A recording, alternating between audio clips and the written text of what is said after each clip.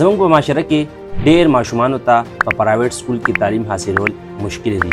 هغوی ته مالی مشکلات وي، نو په هغې وجه باندې هغوی په پرائیویټ سکول کې سبق نشي ویلی.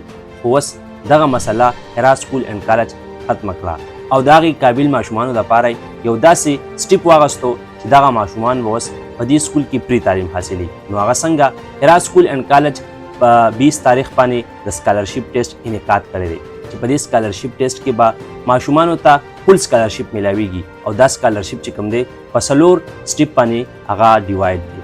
لومړنی هغه ماشوم چې ښه کامیابي حاصله کړه او ښه پوزیشن یې واغستو نو هغه ته به 100% سکالرشپ میلاویږي.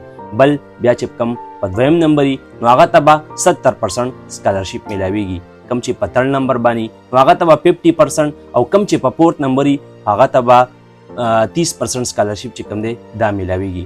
او دا سکالرشپ چې کوم دی دا به د 10مه پورې وي او شرط پکې دا دی چې دې ماشوم دغه خپله کارکردګي چې کوم ده هغه بحال وساتله.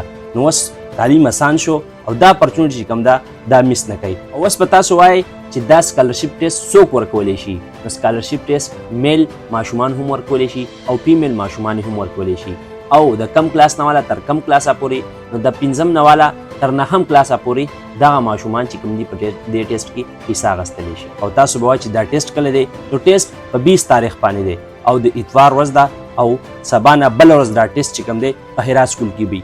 نو که دا ویډیو تاسو ګورئ مشران یې د خپلو کشرانو سره شیر کړئ ځکه چې دا غټه موقع ده او دا موقع درنه میس نشي.